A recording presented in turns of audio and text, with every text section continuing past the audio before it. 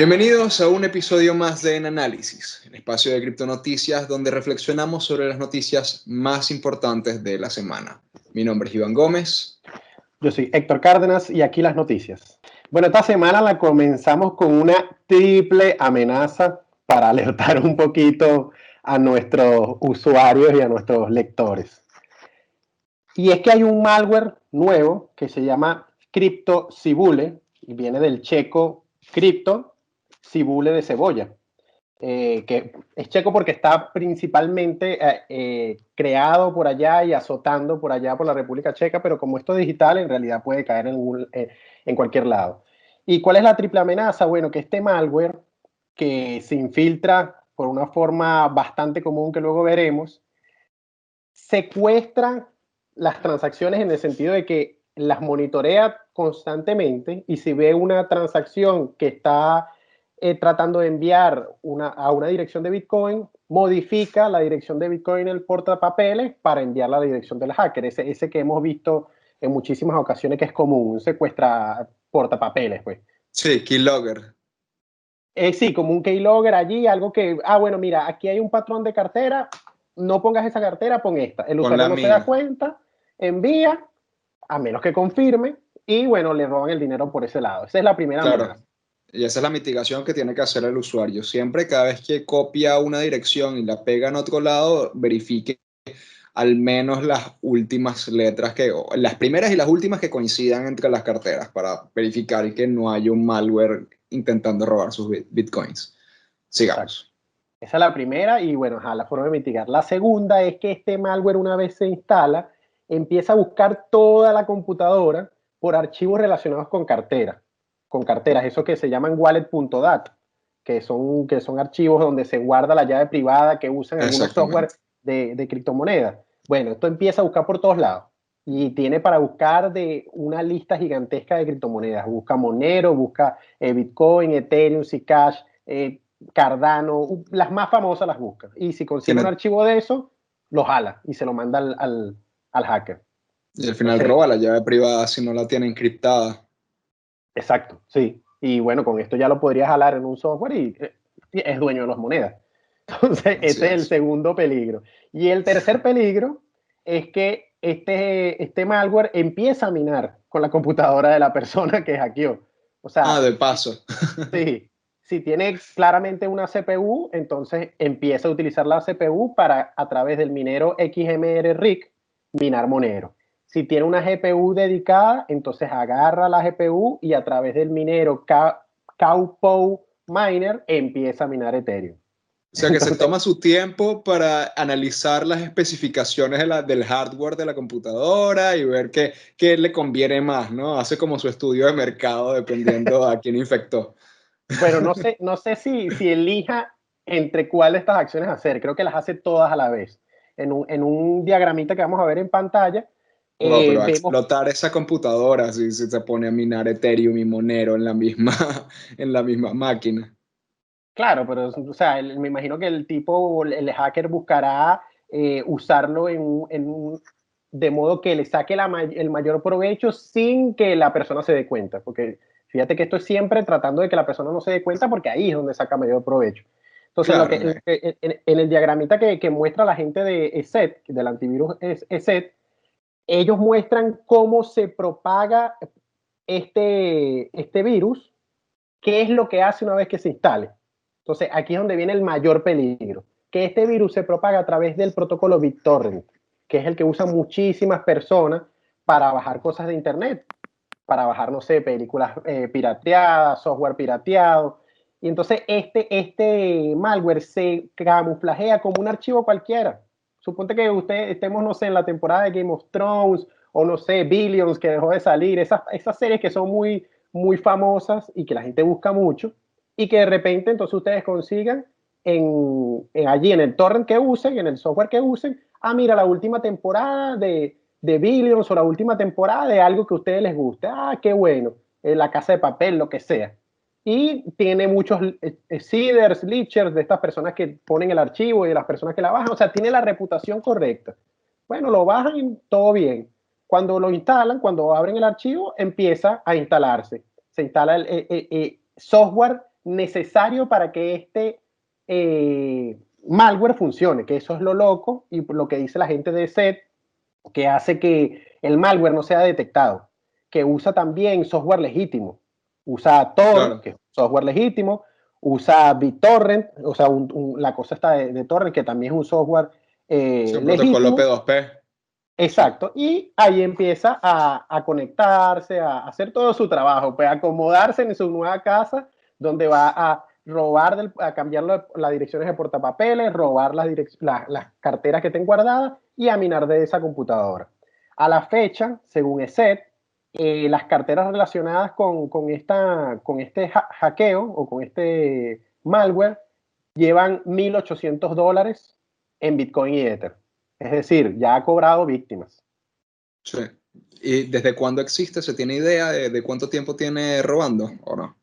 Bueno, supuestamente ya existía desde 2018-2019, si no me equivoco, pero Bueno, ahorita es que tuvo la actualización, ahorita el 2 de septiembre, o por lo menos que la consiguieron. bueno, es que al final es como Bitcoin, ¿no? Una compilación de muchas tecnologías anteriores. Logró dar con una fórmula mágica y para de robar criptomonedas, como es el santo grial de los malwares de criptomonedas. Sí, o sea, entonces lo peligroso o lo que más me parece peligroso, aparte de todas las cosas que hace, es la forma de transmisión. Es como si habláramos de las personas y que la gente se contagie por estornudar o respirar. Que O sea, realmente es muy sencillo propagar virus a través de redes P2P, porque al final le estás abriendo la puerta de tu computador, de tu casa, de tu computadora, a alguien desconocido, alguien completamente anónimo por lo general, o a un montón de gente anónima en el caso de entre más seeders tenga. Y estás permitiendo que un archivo que no has revisado antes y que nadie ha verificado antes te sea transmitido. Puede ser, sí, con la promesa de obtener un incentivo legítimo, pero como suele decirse en Internet, no siempre lo gratis es realmente gratis o lo barato sale caro, como suele decirse en Venezuela. Eh, pero sí, es sumamente sencillo transmitir un archivo de esa manera y si no tienes un antivirus con la actualización que lo detecte, lo más probable es que pase desapercibido hasta que te ujú. ataque. No, pero es que fíjate que la misma gente de ESET dice que la forma en la que funciona, por la forma en que descarga estos archivos legítimos, no puede ser detectado por antivirus de ellos mismos, de Avast y de AVG, que son de los más usados. O sea, faltaría mencionar Kaspersky, en realidad es lo que probablemente también lo salte, y salta cualquier antivirus. O sea, el antivirus no te va a proteger de este malware. Te protegería es la conducta, no bajar esa clase de torrents, que si te fijas, para la industria vamos a llamarlo la industria legítima, de la música, del entretenimiento, este malware es buenísimo.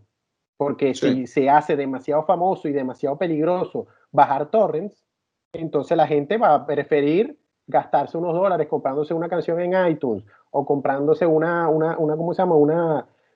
Alquilando una película ahí en Amazon o en Netflix, que esperar a que le hackeen todo su dinero por andar bajando torrents. claro, porque en el pasado, digo, antes de las criptomonedas, cuando una computadora se infectaba, podía buscar credenciales de tarjetas de crédito o cualquier tipo de información bancaria, pero no era demasiado común, que generalmente podría secuestrar archivos, pero tampoco tenía maneras de cobrarlo fácilmente. Eh, Generalmente lo que más se veía cuando una computadora está infectada es que su rendimiento disminuía enormemente. Y ahí ya te dabas cuenta de que ese era como el perjuicio y uno no entendía, pero ¿para qué los hackers hacen esto? ¿Por qué la mala intención? ¿Cuál es el beneficio que sacan de joderme la computadora? Pero ahora que tienen un medio de cobrar sumamente sencillo, se hace más lucrativo y tiene un incentivo claro el hecho de ser un hacker o un hacker que difunda virus, un cracker creo Uh, que los llaman en específico.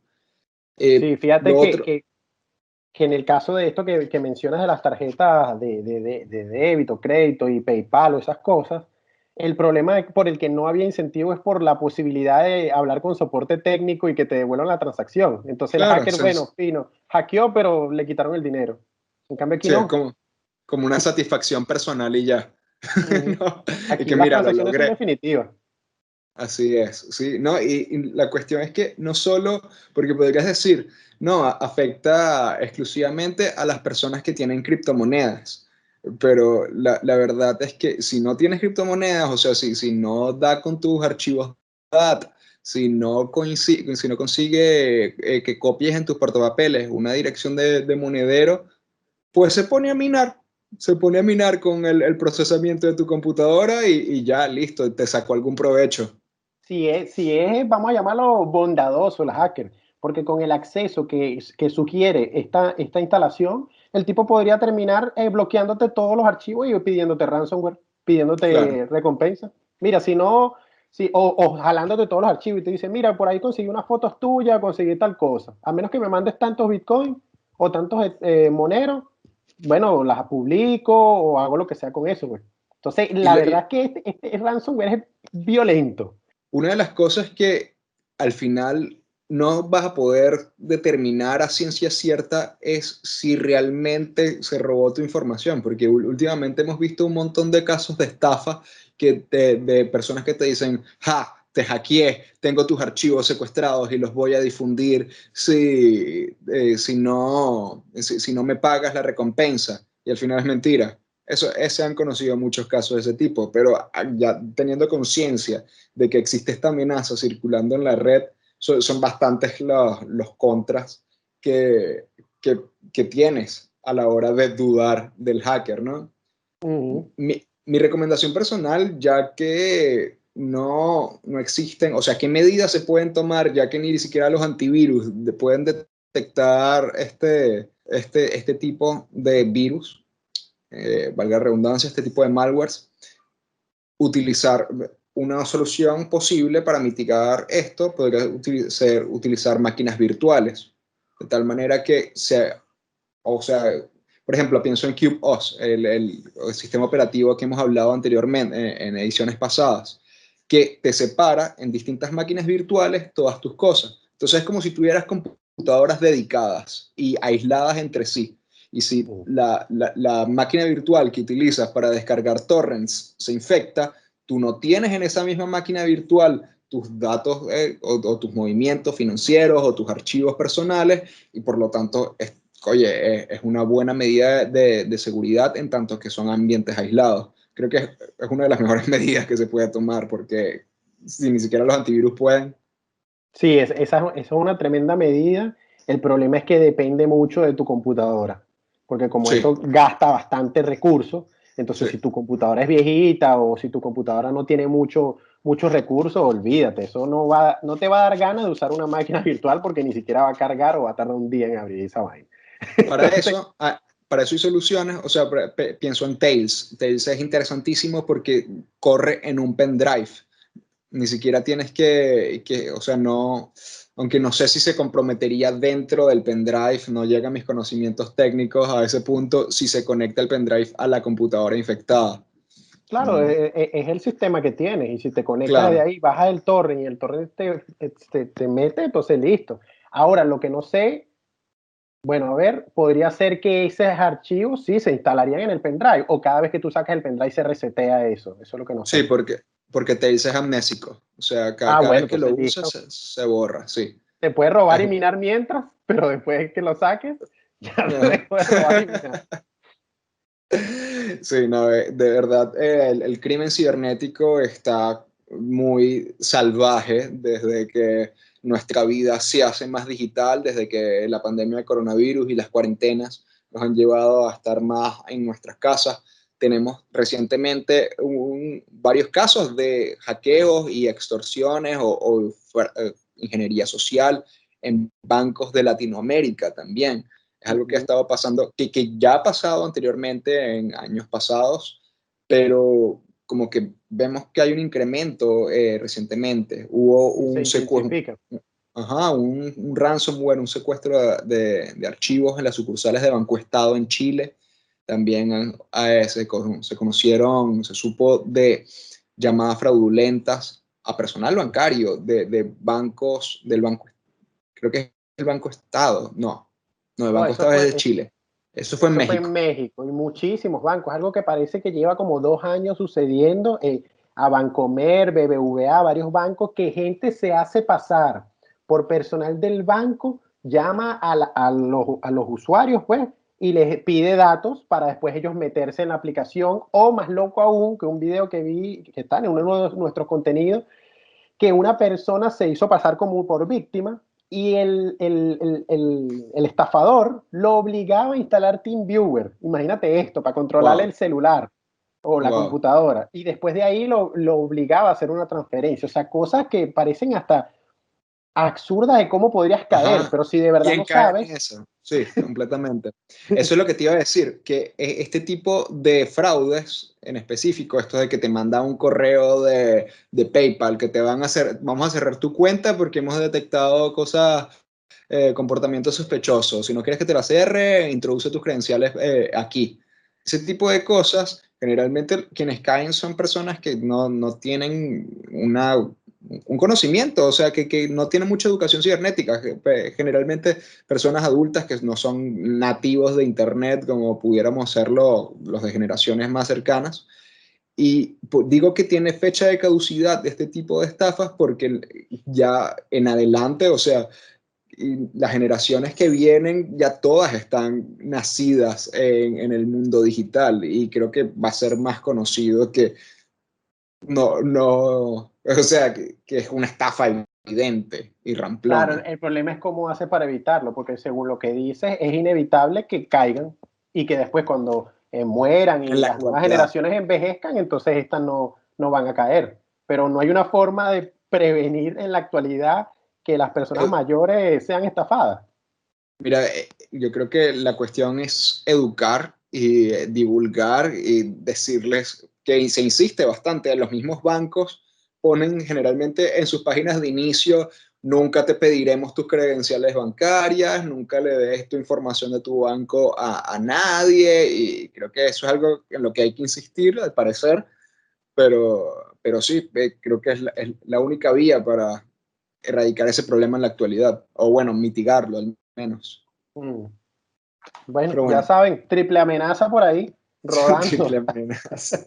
Activos porque de verdad la forma de contagio, por decirlo de alguna manera, es demasiado común. O sea, no es algo, no estamos hablando de algo loco así de que, bueno, hay que hacer demasiadas cosas difíciles para caer. No. Mucha gente, probablemente nuestros escuchas, bajan torres y están exponiéndose a esto. Sí, hay que estar muy atentos. Bueno, en la siguiente noticia que tenemos de esta semana, vamos a irnos más hacia un tema tanto de regulación como de privacidad, que es, bueno, lo que ya hemos conversado en el pasado, en episodios anteriores, sobre la llamada regla de viaje de la GAFI, del Grupo de Acción Financiera Internacional. Para los que no conocen a la GAFI, es un organismo intergubernamental que se encarga de promover o de tratar de estandarizar las regulaciones en materia de combate al lavado de dinero y al financiamiento al terrorismo. Entonces, lo que se busca con esta enmienda que hicieron a sus protocolos anteriores de bancos en el manejo de los proveedores de servicios financieros es llevar la llamada regla de viaje, que es compartir, que los proveedores de servicios financieros compartan la información de sus clientes entre sí para evitar el lavado de dinero y el financiamiento del terrorismo, llevar esta práctica a a las proveedores de servicios de activos digitales o de criptomonedas. Los exchanges, la casa de cambio. Los exchanges, pero también hay monederos que tienen que cumplir con las reglas de viaje según la jurisdicción en la que operen, o bueno, al menos así lo plantea la GAFI. En tanto, los monederos custodio, por ejemplo, tienen porque están proveyendo un servicio de custodia financiera. Mm. Cualquier proveedor de servicio financiero que mantenga fondos de un tercero supuestamente tiene que, dependiendo de su jurisdicción, porque eso es otra cosa, supone que son exhortaciones que la Gafi insta a los gobiernos del mundo a aplicar estas regulaciones para las empresas que están registradas en su jurisdicción, pero que no es un mandato obligatorio a nivel internacional. Sin embargo, en el último reporte de la Gafi, de 53 países consultados, tan solo 18 no había implementado la normativa. Entonces ha avanzado a pasos agigantados. Entre las personas, entre las empresas que obviamente tienen que cumplir con la regla de viaje de la Gafi, está Coinbase. Recientemente, la Electronic Frontier Foundation, esta es una fundación de las más antiguas de Internet que se busca proteger las libertades civiles y los derechos digitales, o los derechos de las personas en la era digital. Fue fundada por personas. Actualmente es presidida por Brian Behlendorf, de la fundación, presidente también de la fundación Mozilla, pero en sus inicios fue fundada por John Ese no es Gilmore. el de Linux o IBM, Linux creo que era. El de Apache. Ah. De Apache es Behlendorf. Pero entre sus fundadores está John Gilmore, que es uno de los creadores de la lista de correo electrónico Cypherpunks, de los Cypherpunks, donde se divulgó el código de Bitcoin, y John Perry Barlow, que además de ser uno de los letristas de Grateful Dead, en su momento fue él quien escribió la Declaración de Independencia del Ciberespacio. Entonces, siempre ha sido una organización que ha defendido estos valores y busca la libertad en Internet. Y recientemente, en una de sus últimas actividades ha sido instar o exigir a Coinbase que sea más transparente en la manera en la que utiliza los datos de sus usuarios. Esto Sí, que diga cómo lo hace, pues cómo los maneja. Exactamente, porque hay otras casas de cambio, dice la Electronic Frontier, que como Kraken, que sí hacen una revelación clara a sus usuarios, porque al final son los propietarios de sus datos, sobre cómo están siendo manejados a partir de las exigencias regulatorias. Pero hay claridad de los movimientos, a quién se comparte, todo esto. Sí, con Coinbase tenemos que ver que el jurado diga algo para que, mira, es que Coinbase le dio los datos al... Exactamente, como pasó, que bueno, se puso en duda o en cuestión la legalidad de tomar como prueba la información pública, inevitablemente, de las blockchains públicas, de las blockchains no enfocadas en privacidad. Entonces, en este caso, es sobre todo esto. ¿Por qué? La pregunta de fondo, me parece, es porque sí hay que tener la máxima claridad y transparencia en la manera en la que se le entrega información a los gobiernos, pero no puede haber transparencia hacia el usuario, porque hay privacidad desde el punto de vista gubernamental y no se conoce cómo son manejadas la data de los usuarios, y el usuario sí tiene que dar toda su información sin que pueda ni chistar al respecto. Yo también veo, por ejemplo, o sea, cómo es que llaman privacidad o que se resguarda la privacidad de los usuarios cuando la regla de viaje, por ejemplo, justamente viola la privacidad al darle datos a otras empresas a las que el usuario no le ha dado sus datos porque es una ley. Entonces hay unas contradicciones muy raras y sobre lo que tú preguntas, yo creo que es el sencillo balance de poder que hay en el mundo. Los gobiernos no le rinden cuenta a nadie, pero todo el mundo le tiene que rendir cuentas al gobierno. Sí. Y es muy loco porque lo que pasa en la sociedad actual es que nos quejamos como ciudadanos, incluso ciudadanos que están dentro del gobierno también se quejan de cómo el gobierno hace y deshace, pero no tiene a quien ¿cómo se llama? No rinde cuentas. O sea, Toman el supone dinero de que los ciudadanos en Contralorías, impuestos y no se sabe qué hacen con ellos, porque se supone que deberían hacerse cosas con ese dinero como un servicio, no sé, crear calles, crear todas estas cosas y al final no se sabe. Pasan crisis en este momento y de repente se imprime un poco de dinero. Entonces, ¿para qué necesitabas los impuestos de la gente? ¿Para qué necesitabas quitarme de lo que yo generaba cuando tú podías generar dinero de cero? Entonces, hay una oscuridad muy loca que gracias a Bitcoin se está abriendo, pero yo lo que temo es que no se ilumine tanto esa oscuridad más allá de este grupo Bitcoiner, pues estas personas que de verdad entran a la filosofía de Bitcoin y entienden que hay un problema. Porque si eso se queda allí, entonces no va a haber ningún cambio social. Pero si todo el mundo, de repente, esto se populariza y todo el mundo ve, ya va, el gobierno actual es una entidad oscura, por no llamarla corrupta directamente. Entonces, una caja negra en muchos de los casos. O sea, hay países que sí tienen sus procesos de contraloría y de rendición de cuentas, que, bueno, al final queda simplemente en la palabra, o bueno, hay mecanismos de contrapeso y de contrapoderes que supone que equilibran la posible discrecionalidad que pueda tener un organismo en su actuar, pero igual en esa misma coordinación o contrapeso siempre está el riesgo de la corrupción.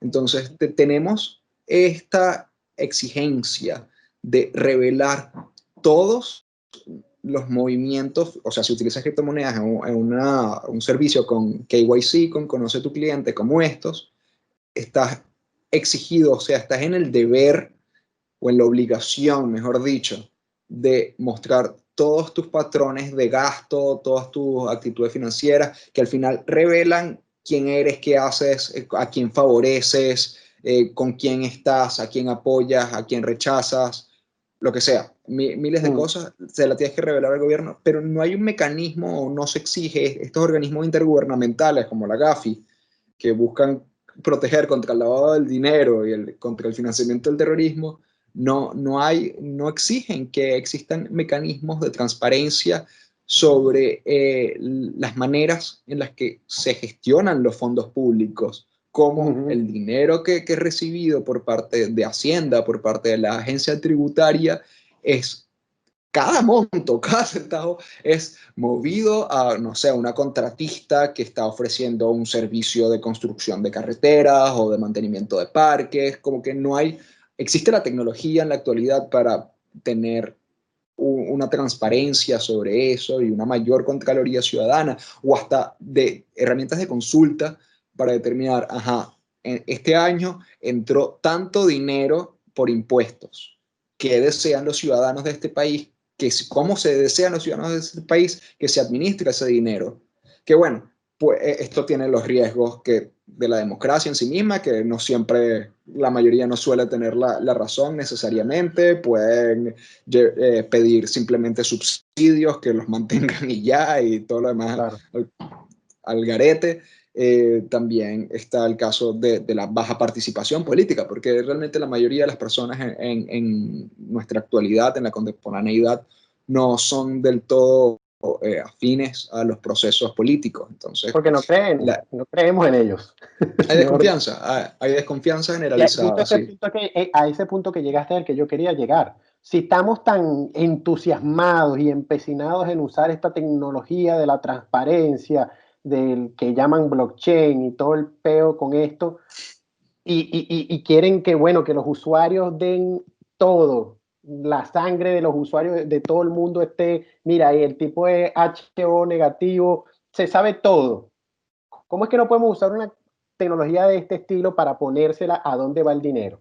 Porque lo que demuestra la historia es que gobierno igual corrupción. Lo que demuestra la historia, y no solo en Venezuela, que es un país naturalmente corrupto, o por lo menos un gobierno, perdón, naturalmente corrupto, sino en todos lados. Brasil, España, Estados Unidos, en todos lados. Entonces, si pudiésemos eliminar ese factor o al menos disminuirlo y controlarlo, ¿por qué no hacerlo? Entonces ahí es donde entra mi pregunta de por qué seguimos en una sociedad que tiene llamémoslo clasismo. Andamos con el problema del racismo, del feminismo, que no, que es negro, que es blanco, que es mujer, que es hombre, pero no nos damos cuenta en ningún momento que todavía hay una clase superior, otros humanos, que son superiores los demás humanos, que son los gobernantes, y que hacen lo que le da la gana, porque suponte que tengan un motivo de ser como clase, pues O sea, mira, nosotros hacemos los planos de cómo va a ser la ciudad en 30 años. Suponte que sea, ajá, pero porque tú haces eso no tiene accountability, pues, o sea, no tienes que rendirle cuentas a nadie, solo porque tú haces eso que los demás no hacemos. Entonces ahí es donde yo veo que hay un problema grave y esta cosa de estar pendiente que sí, hay un tema social grave con lo del racismo y el feminismo, pero hay uno más profundo y peor aún que es este del clasismo entre los que gobiernan y los que no gobiernan. Porque esos son los que terminan casi que decidiendo si vamos a ser feministas o no, si vamos a ser machistas o no, si vamos a aceptar a los negros o no. Esos son los que terminan decidiendo por todo el mundo. Y no tiene sentido. No tiene sentido que exista una clase endiosada en una sociedad que está compuesta por las mismas tipos de entes que son humanos. Sí, yo te comparto que hay que poner más en cuestión y más reiterado, hay que insistir en interpelar la forma en la que se ejerce el poder en la actualidad, porque si bien no llegaría a la generalización de decir que todos los gobiernos en el mundo son corruptos o que todos los políticos en el mundo son corruptos, porque venimos de una muy mala experiencia, sí está la posibilidad, se es proclive a la corrupción. Y teniendo herramientas para mitigar eso, de verdad creo que es simplemente como un hacerse los locos, o sea, tratar de no poner esos temas sobre la palestra, no ponerlos en discusión, la gente no se pregunta mucho sobre el gobierno, simplemente acepta que existe el gobierno, que existe el Estado y lo dan por sentado y generalmente se enfocan más en sus problemas más inmediatos, de lo que le afecta directamente, la discriminación, como Es que bien ese es el problema, lo ese es el mencionabas problema, tú. que no creen que el gobierno es un problema que los afecta directamente. Y todo el problema de los ismos, del clasismo, el racismo, es un tema de injusticia. Y si somos capaces de ver la injusticia de que uno tenga un color, otro no tenga un color y lo traten de una forma u otra, o que uno tenga un sexo o tenga otro sexo y lo traten de una forma u otra. Pero no somos capaces de ver la obvia injusticia, o por lo menos para mí, en la que un ente igual a otro ente, humano humano, es más poderoso que el otro y por ende le puede pasar por encima.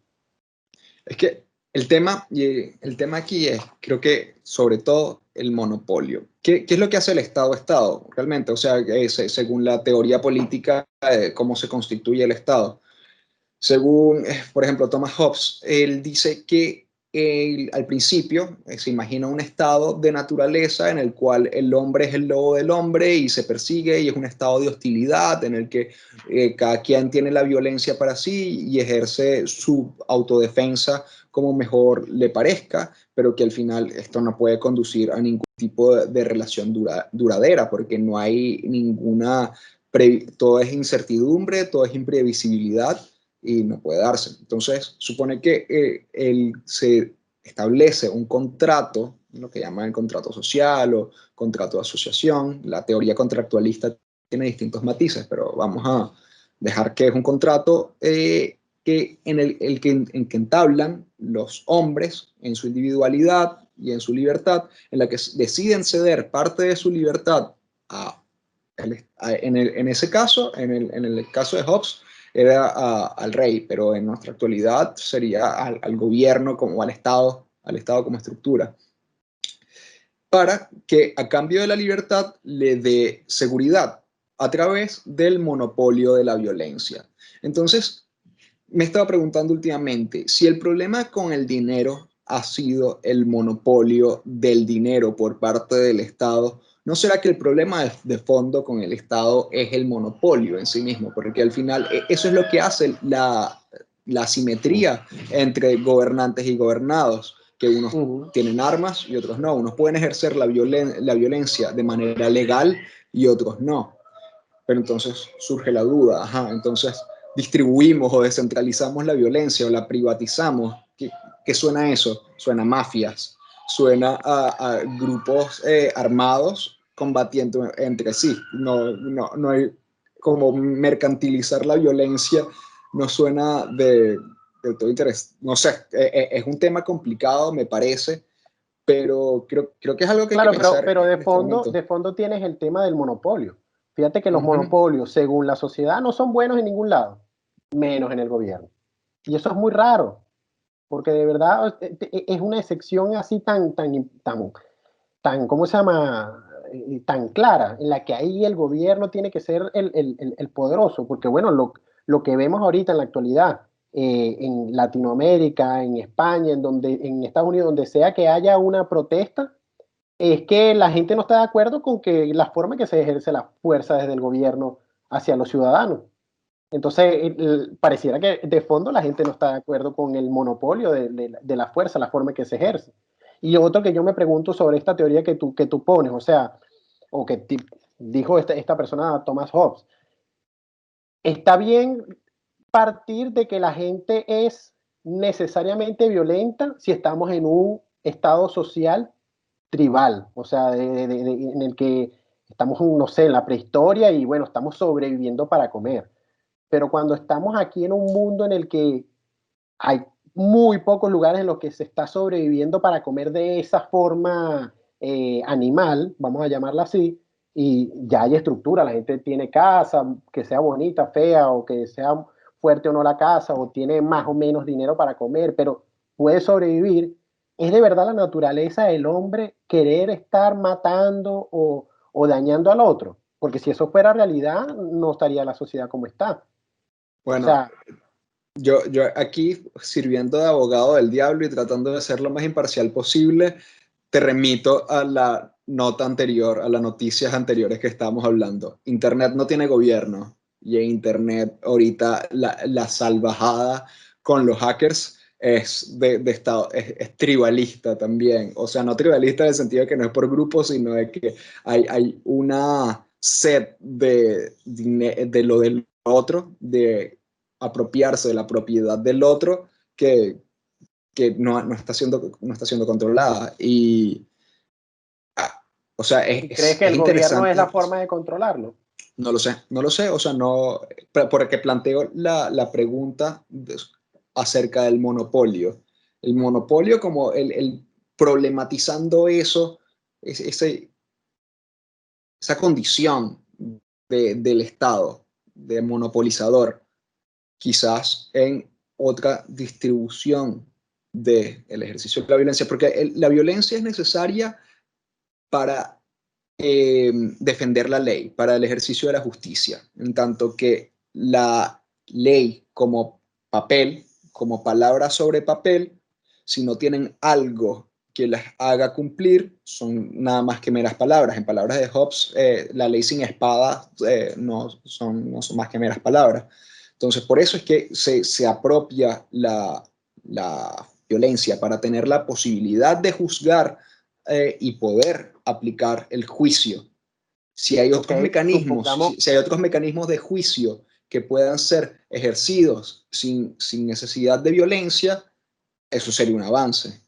claro, supongamos que la violencia entonces, solo una suposición, de que la violencia sea el camino de hacer cumplir las leyes y que necesitamos leyes para existir.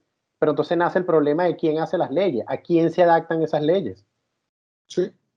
Porque Y hemos también, visto claramente que hay leyes que terminan en injusticia. No es real que ley igual justicia, eso no es verdad. y también el tema de que uno nace arrojado en una estructura legal que nunca nadie te consulta. O sea, tú simplemente ya estás ahí inserto y no hay nada, no te están pidiendo como en el momento de firma del contrato social que comentamos al principio, que todos se pusieron de acuerdo y que bueno, hay consenso, vamos a ceder nuestra libertad. Aquí ya no, ya estás condenado al Estado desde, Condenado. Esa es la palabra, condenado al Estado. Y por eso desde que que nace. muchos bitcoiners desde el inicio de ¿cómo se llama? De Bitcoin, recuerdo por ejemplo a Roger Ver, que es de los más famosos, hablan de que los impuestos son un robo, porque hay un tema allí de injusticia. Porque supongamos que que hay países en el mundo que manejan los impuestos hermosos y el país es el mundo cero en el sentido de que todo es bello, todo el mundo vive bello, no hay inseguridad. Bueno, ahí pareciera que se hizo un manejo justo de los impuestos. La gente de verdad está tributando, pagando para vivir genial. Pero esa es la excepción. La regla es que los impuestos no se usan para que necesariamente la gente viva mejor, se usan para campañas políticas, se usan para hacer movimientos como la serie esta de Netflix de ¿cómo se llama? Ah, la del político que es el político con la esposa, House of Cards, que los Ya. tipos lo que gastan es el dinero de la gente en mantenerse en el poder por siempre. Y es una forma, una visión interesante, suponiendo que pueda ser verdad, de cómo puede ser el estar adentro del gobierno. Y bueno, si eso es lo que hacen, entonces, ¿por qué los impuestos sí podrían terminar siendo entonces un robo? Y entonces yo me llevo a la idea, ¿y por qué eso no termina convirtiéndose en un servicio? En un servicio Sí, en el que la gente voluntariamente de verdad pague, yo quiero que se haga un parque ahí y lo hace la empresa gobierno. Bueno, vamos a ir a donde la empresa gobierno, otros pagarán, cuando se arme el pote, van y hacen el parque. ¿Y por qué hago el parque? Que es algo curioso, porque se habla de la palabra público muy ligeramente. No, que esto es un parque público. Pero yo no sé si allá donde tú estás ha pasado lo que ha pasado aquí donde yo estoy, de que los parques públicos están cerrados. Entonces no son parques públicos. Y está el tema del sí. coronavirus y todo lo que Ul- sea, pero no puede cerrar algo público. Es como que me digan, no, la últimamente, blockchain de Bitcoin está cerrada. ¿Cómo? Si la blockchain de Bitcoin es pública, eso no se puede cerrar.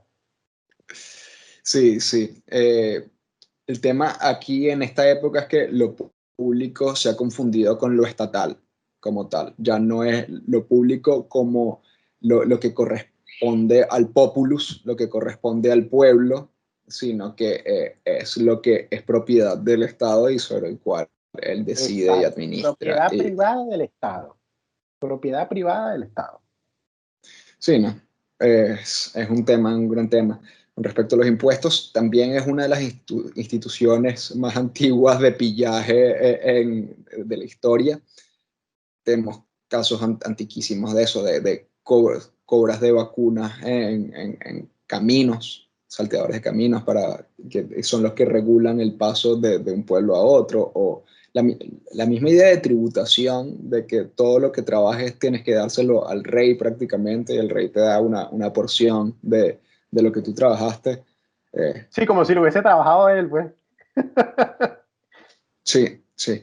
Pero sí, creo que hay que insistir en buscar alternativas con la tecnología existente para hacer más contable al Estado y para que si hay impuestos, si se imponen los impuestos, que el ciudadano pueda de manera voluntaria y en ejercicio de su ciudadanía decidir hacia dónde se van a destinar los fondos con los cuales él está contribuyendo, ya que hablamos de contribuyentes en el tema fiscal. Creo que son cuestiones en las que se debe avanzar en la actualidad. Sí, y bueno, tomo esa idea para pasar a la siguiente noticia que tiene bastante relación. Y es que Rusia les prohibiría a los mineros recibir recompensas en Bitcoin y criptomonedas. Suena loquísimo, o sea, de buenas a primeras, porque si mino Bitcoin, recibo Bitcoin de la red en recompensa. Bueno, una enmienda que se está proponiendo a la reciente ley de activos financieros digitales, a la que Vladimir Putin dio el visto bueno recientemente, propone que las transacciones con criptomonedas solo se limiten a tres áreas. En el caso de herencia, de que tú vas a heredarle unas criptomonedas a alguien, porque esto es un bien, una inversión que tú tenías, que dicho sea de paso, esta inversión, si la hiciste alguna vez, debió haber estado aprobada por el Banco Central según esta misma ley que se aprobó.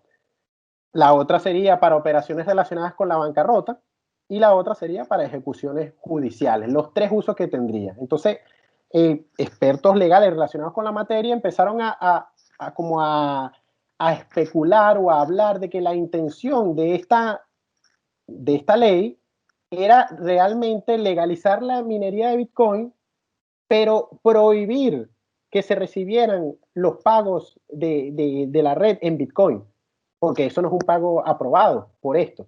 Entonces, quien lo hiciera estaría multado con $1,300 y la posibilidad de ser sentenciado a 7 años de cárcel, 7 años de cárcel, Wow. y si es una persona jurídica con $13,000 más los 7 años de cárcel. Entonces, lo que hablan las personas rusas aquí relacionadas con el tema es que probablemente la gente intente hacer estructuras jurídicas complejas para tratar de poder seguir haciendo esto, pero que de todas maneras les parece que hay algo muy raro. Hay una persona Anton Babenko, que dice que sería difícil decir cómo las reglas que permiten el uso de equipos para la minería en Rusia prohibirían recibir el pago en moneda digital, porque es loquísimo, es loquísimo. Pero ¿Cómo fíjense te algo imaginas que... tú? Ajá, ¿cómo te imaginas tú que Ajá, eso sucedería? exacto, fíjense a donde creo que podrían estar apuntando de ser así lo que busca esta ley. Lo que podría hacer el gobierno de Rusia es, bueno, sí, vengan y minen en Rusia, pero la dirección a la que mandan los Coinbase, es decir, las transacciones de recompensa, la voy a manejar yo. Es decir, ustedes mineros minan y me mandan las monedas a mí, al gobierno. Yo como gobierno, como ente oscuro, hago algunas cosas con ese dinero y después te devuelvo lo que yo considero que tú realmente mereces. O sea, introducirse allí. ¿Qué puede pasar aquí? Bueno, le descuentan impuestos o, ¿cómo se llama? Algún otro IVA o cualquier otra cosa que se puedan inventar. Y peor aún, podrían quedarse con las monedas y pagarte a ti en fiat, en rublos, en dólares, lo que sea. Entonces, ¿Qué? la actividad la devalúan bestialmente de pasar algo como esto.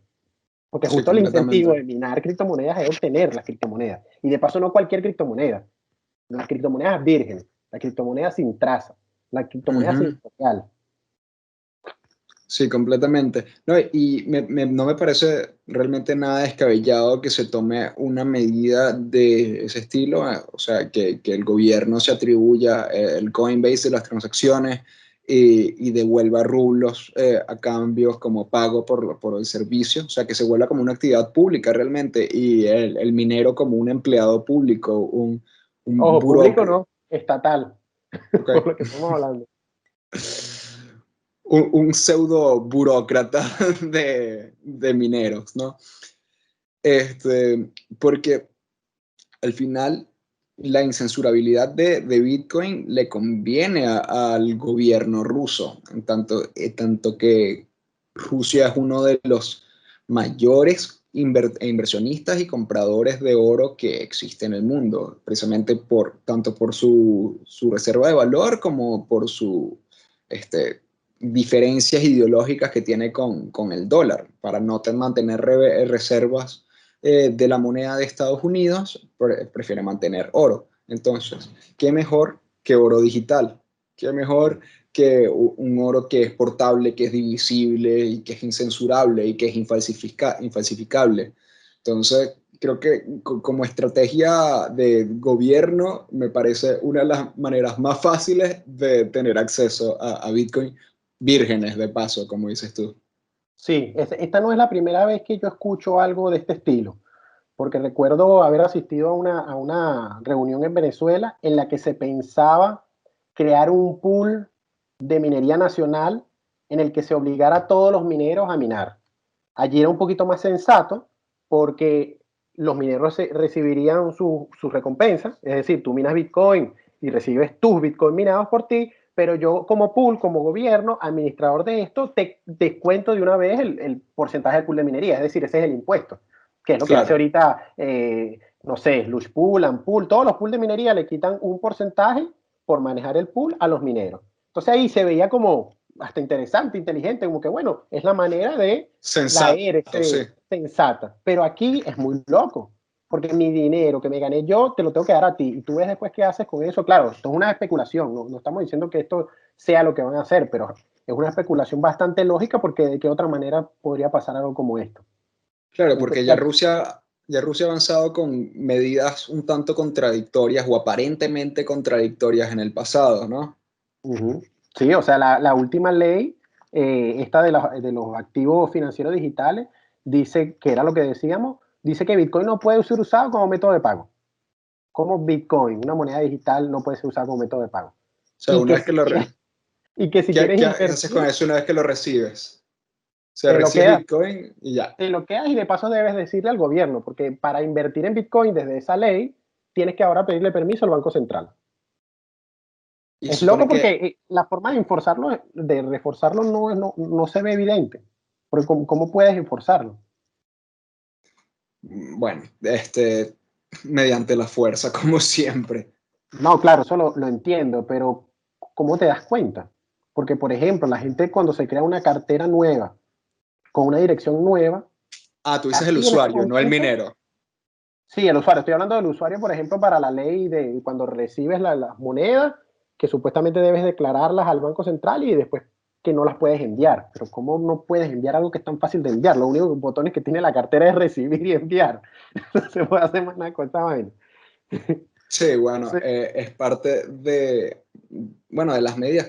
Sabes que, siguiendo con este tema del control estatal de Bitcoin, al final, como hemos dicho anteriormente, no hay control a nivel de protocolo, no hay control a nivel de transferencias o censura, a nivel de transferencias entre pares, entre iguales. Yo te envío Bitcoin a ti, tú me envías Bitcoin a mí.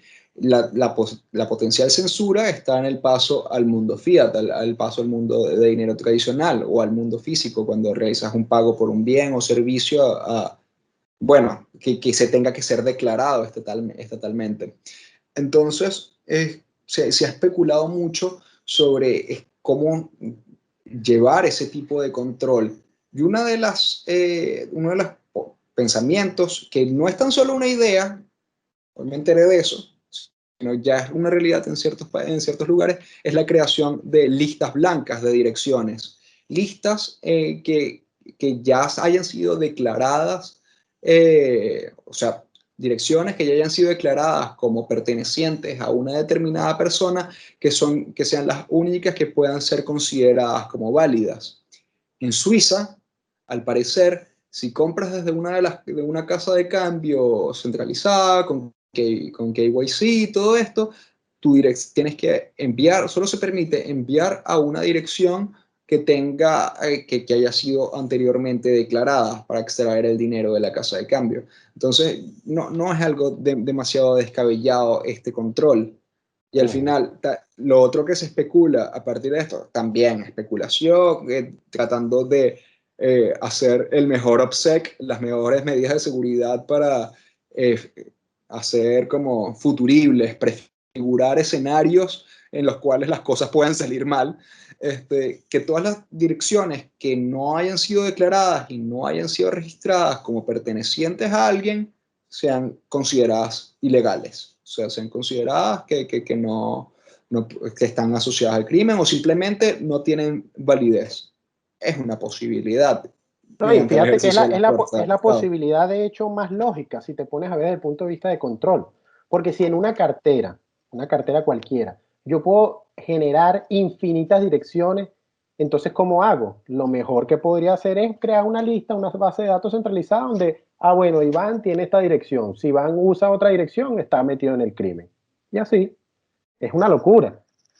Sí, Volviendo un poquito al tema este de la ¿cómo minería. se llama? De la minería, hay dos puntos que quiero destacar. Uno que curiosamente el jefe de un pool de minería ruso, justo en el entorno de esta noticia, dice que en Rusia solo las granjas mineras más pequeñas aceptan el pago en criptomonedas, pero las granjas mineras grandes aceptan el pago en fiat por transferencia bancaria. ¿Qué es? ¿Qué intentaba esta persona como hacer aquí? Es muy raro, o sea, cuando acá un minero acepta transferencias bancarias para recibir los pagos de la red. La red está conectada ahora, un oráculo y vaina. Yo creo que no se asesoró bien esa persona que dijo eso. Bueno, pero, o sea, fue algo así Es como, muy yo lo vi raro. desde el punto de vista como del miedo, de quererse como que despegar. Epa, no, ahorita que están tratando de hacer eso, yo recibo en fiat, yo no recibo en criptomonedas, pero si eres un pool, por Dios, el Coinbase lo recibes tú. O sea, Wow, qué entonces, locura. bueno, no sé si hubo una malinterpretación de parte del periodista ¿cómo se llama? Que, al que le dieron ¿cómo se llama? Esta declaración en el medio que se lo dieron, o es que esta persona habló como tratando de escudarse de algo raro que es inescudable porque los pool reciben la Coinbase. Entonces, eso es algo que quería destacar. Y lo otro, respecto a esta rara regulación que está sucediendo, en caso de que suceda la cosa esa, algo que nos podría dejar un poquito tranquilos en el sentido de que faltan más pasos para el control de Bitcoin es lo que hablábamos creo que en el episodio pasado. que gracias a Dios Satoshi pensó la economía de Bitcoin para que se lanzaran las monedas a circulación muy rápido. Entonces ya ahorita hay 18 millones de monedas en circulación, casi 19 millones. Lo que queda son 2 milloncitos de monedas que representan, no sé, como el 20% de las monedas de Bitcoin, que es bastante todavía, para poder ser minadas. De eso un porcentaje podrá ir hacia este u otro gobierno que pretenda hacer una cosa como esta. Entonces todavía el control de Bitcoin no es que está declarado si esta cosa sucede. Es una No, no. esperanza por allí. Y tenemos que recordar siempre de que para que estas medidas sean realmente efectivas, requieren una coordinación global, un concierto de todos los gobiernos del mundo que por razones ideológicas es muy difícil que suceda. Pero bueno, cuando el objetivo es controlar, quizás se suspendan los juicios ideológicos para un bien mayor que sea el control del ciudadano, ¿no? Un bien mayor para el gobierno. Exacto, claro, estoy hablando de la Okay. perspectiva del gobernante. Exacto. Pero bueno, siguiendo con el tema de la minería, pero esta vez desde un punto de vista quizás más teórico y menos fáctico, o bueno, fáctico en el hecho de que puede hacerse, de que es una posibilidad. Estamos hablando de una reciente investigación que hizo la Universidad del Blockchain Research Lab, el laboratorio de investigación de blockchain de la Universidad de Hamburgo. Recientemente, los investigadores de esta universidad publicaron un paper que hablan de una llamada minería exclusiva. Esto, en palabras llanas, es simplemente tener una coordinación con un minero. Ellos llaman a la persona que tiene esta coordinación con el minero emisor, o sea, la persona que emite la transacción, negociar con el minero para tener un trato preferencial o exclusivo en el manejo de tus transacciones.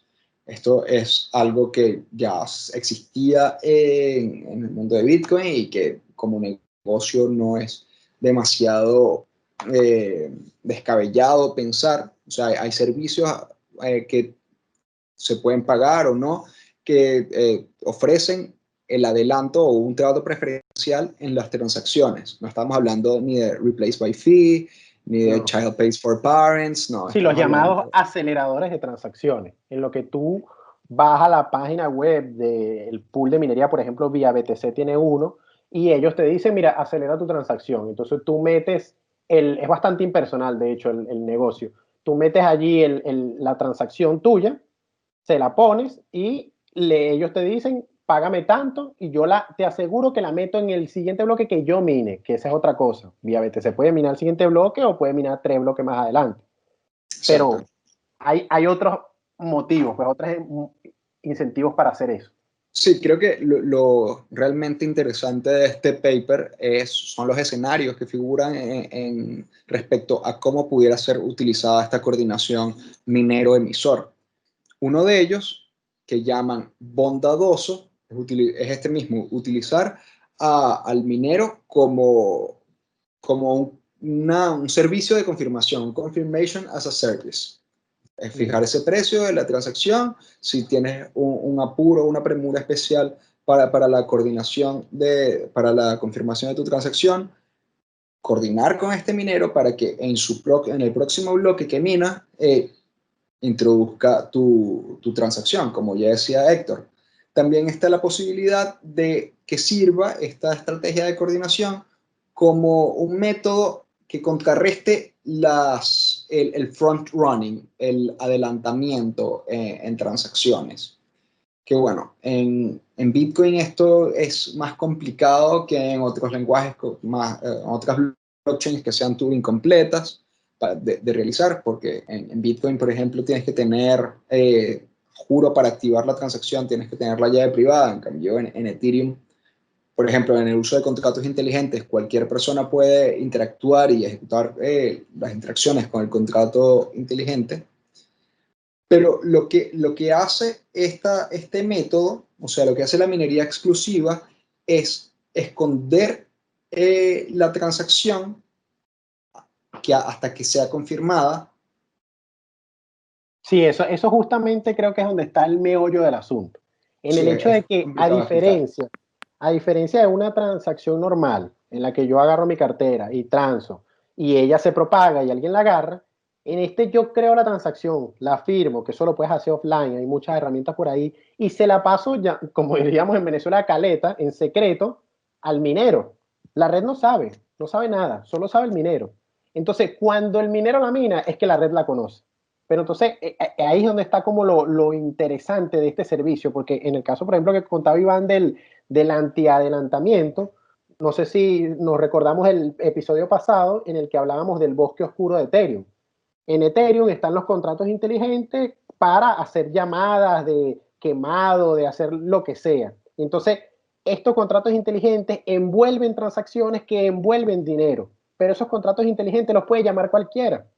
Entonces, un ataque de adelantamiento, por llamarlo de una forma, que se hace en Ethereum, y era el que hablábamos la vez pasada, era que alguien monitoreaba esos contratos en la mempool que tienen, que están como abiertos, en el sentido de que están abiertos a que cualquiera los reclame, generan una transacción de reclamo con la dirección del atacante y lo mandan con una comisión muy alta. Entonces, ¿qué podría hacer una persona para defenderse? O el mismo atacante para atacar peor. Bueno, no, para defenderse. Para defenderse es hacer esto por un lado, la red no se entera, como le pasó al personaje del Bosque Oscuro, que se enteró la red y rapidito el bot lo robó. La red no se entera hasta que se mina. Entonces no te pueden adelantar, porque una vez minado ya se acabó, es definitiva la transacción. Entonces esto pasa en esta clase de contratos inteligentes que, pensando en Bitcoin, podría suceder en algo que hablamos de la Lightning Network, de cuando adelantaban en la Lightning Network, porque también es un contrato inteligente. Entonces el hacker, pero claro, era una configuración bastante más compleja.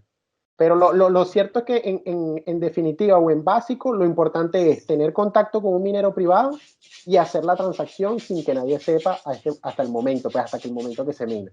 Entonces, esos son como los usos buenos, pero cuando caemos en Sí, los usos, llamémoslo nerviosos o criminales, es puede cuando ellos... servir, Exacto, puede- adelante. pero también pensándolo, esto puede servir para, supuestamente, para lavado de dinero. Utilizar, no sé si se recuerdan el caso de las comisiones altísimas que se enviaron en Ethereum hace un par de meses, que nadie supo para qué se estaban enviando transacciones tan pequeñas con montos de comisión tan altos.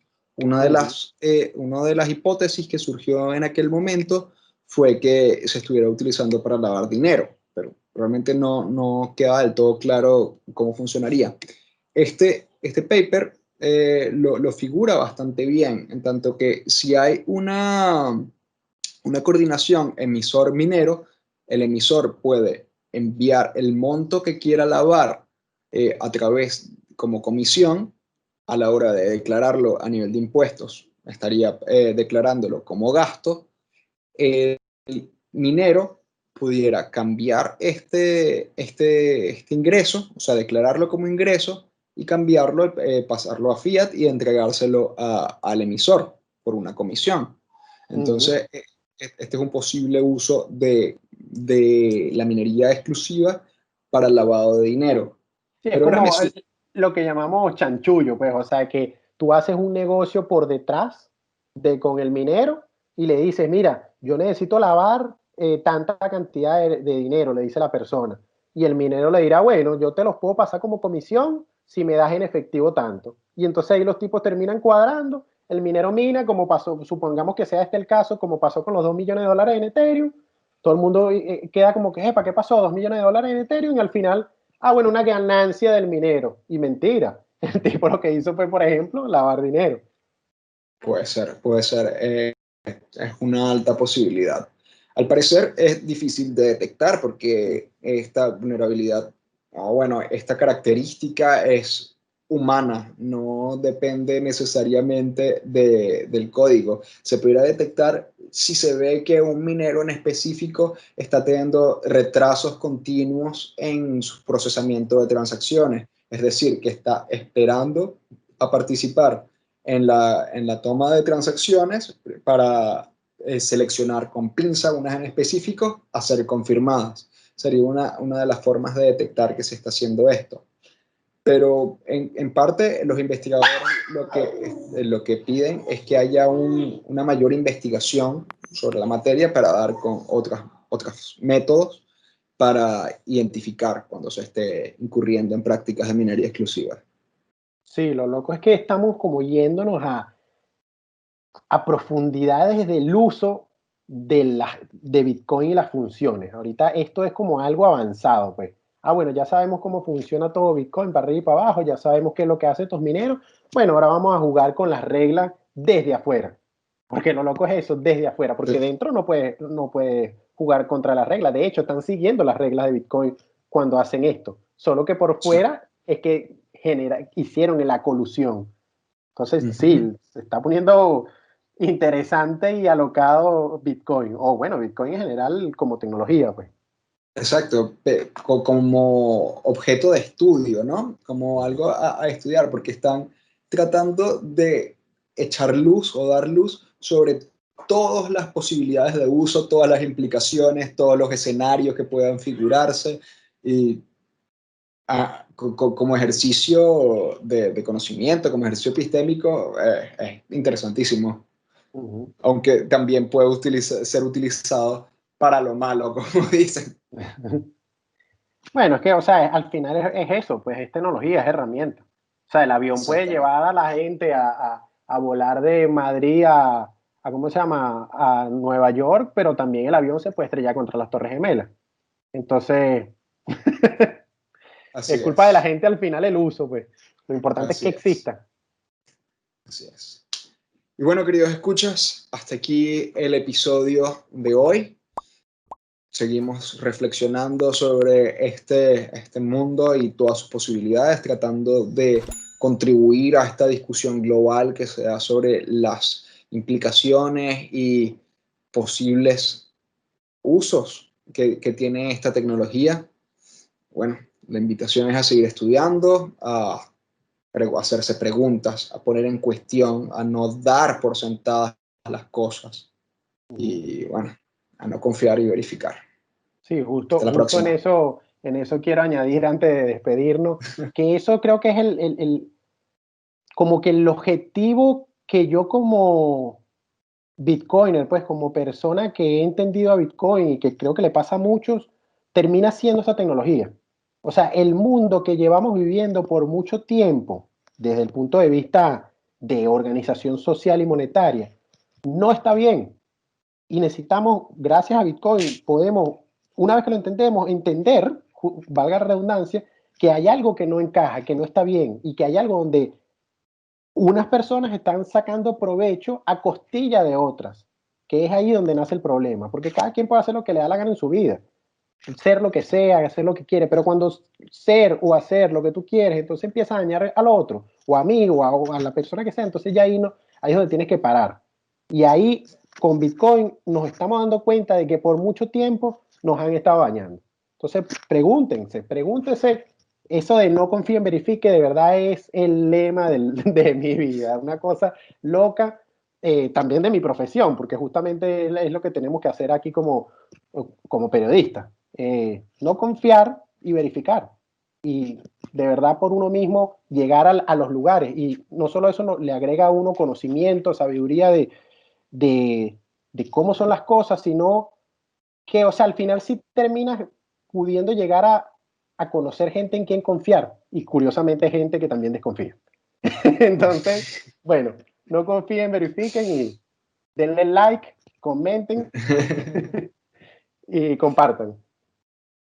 Hasta la próxima. Chao.